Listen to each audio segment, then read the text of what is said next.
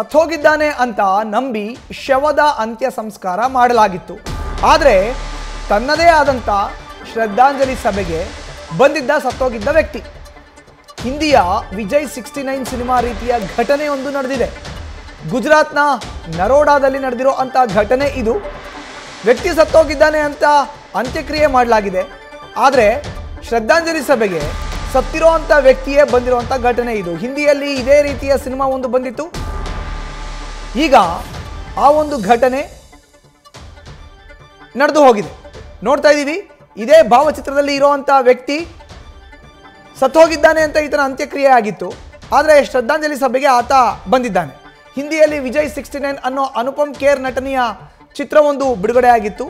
ಅದರಲ್ಲೂ ಇದೇ ಮಾದರಿಯ ಕಥಾಹಂದರ ಇದೆ. ಈಗ ವ್ಯಕ್ತಿ ಸತ್ತಿರ್ತಾನೆ, ಅಂತ್ಯ ಸಂಸ್ಕಾರ ಆಗೋಗಿರುತ್ತೆ, ಶ್ರದ್ಧಾಂಜಲಿ ಸಭೆ ನಡೀತಾ ಇರುತ್ತೆ. ಆದರೆ ಅದೇ ವ್ಯಕ್ತಿ ಬರ್ತಾನೆ, ಅಲ್ಲಿ ಇರೋವಂಥ ಜನ ಎಲ್ಲನೂ ಅಯ್ಯೋ ಭೂತ ಏನಾದರೂ ಬಂತಾ, ಪ್ರತ್ಯಕ್ಷ ಆಯ್ತಾ ಅಂತ ಗಾಬರಿಗೊಳ್ತಾರೆ.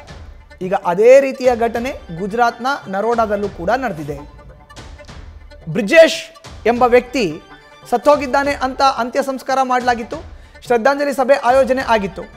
ಆದರೆ ಆ ವ್ಯಕ್ತಿ ತನ್ನದೇ ಆದಂಥ ಶ್ರದ್ಧಾಂಜಲಿ ಸಭೆಗೆ ಹಾಜರಾಗಿದ್ದಾನೆ. ಬದುಕಿ ಬಂದ ವ್ಯಕ್ತಿಯನ್ನು ನೋಡಿ ಇಡೀ ಕುಟುಂಬವೇ ಶಾಕ್ ಆಗಿತ್ತು.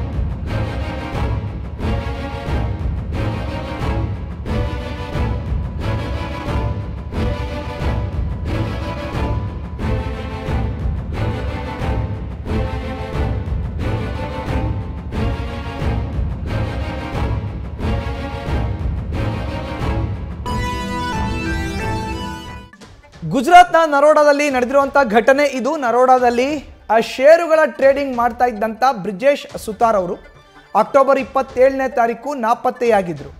ಬ್ರಿಜೇಶ್ ಸುತಾರ್ ನಾಪತ್ತೆಯಾಗಿರೋ ವಿಚಾರಕ್ಕೆ ಸಂಬಂಧಪಟ್ಟಂತೆ ಪೊಲೀಸ್ ಠಾಣೆಯಲ್ಲಿ ನಾಪತ್ತೆ ಪ್ರಕರಣ ಕೂಡ ದಾಖಲಾಗಿತ್ತು. ಪ್ರಕರಣವನ್ನು ದಾಖಲಿಸಿದ್ರು ಅವರ ಪತ್ನಿ. ಪೋಷಕರು ನವೆಂಬರ್ 6ರಂದು ಸಬರಮತಿ ನದಿ ಮೇಲೆ ನಾಲೆಯ ಬಳಿ ಅಪರಿಚಿತ ಶವವೊಂದು ಪತ್ತೆಯಾಗಿತ್ತು. ಆ ಅಪರಿಚಿತ ಶವವನ್ನೇ ಬ್ರಿಜೇಶ್ ಸುತಾರ್ ಅಂತ ಕುಟುಂಬಸ್ಥರು ತೆಗೆದುಕೊಂಡು ಹೋಗಿದ್ರು. ಪೊಲೀಸರು ತೋರಿಸಿದ್ರು. ಆ ಒಂದು ಗುರುತನ್ನು ಪತ್ತೆ ಹಚ್ಚಿ ಹೌದು ಇದು ಬ್ರಿಜೇಶ್ ಸುತಾರ್ ಅವರದ್ದೇ ಅಂತ ಹೇಳಿ ಕುಟುಂಬಸ್ಥರು ಶವವನ್ನು ತೆಗೆದುಕೊಂಡು ಹೋಗಿ ನೇರವಾಗಿ ಅದನ್ನು ಗುರುತಿಸಿ ಅವರ ಬಾಮೈದ ಅದೇ ಶವವನ್ನು ತಂದು ಅಂತ್ಯ ಸಂಸ್ಕಾರವನ್ನು ನೆರವೇರಿಸಿತ್ತು ಇಡೀ ಕುಟುಂಬ.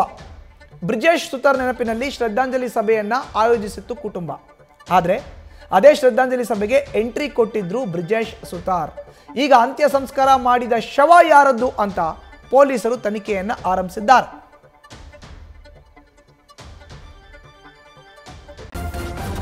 ನ್ಯೂಸ್ ಫಸ್ಟ್ ನಿರ್ಭೀತಿಯಿಂದ ನಿಮ್ಮ ಪರವಾಗಿ.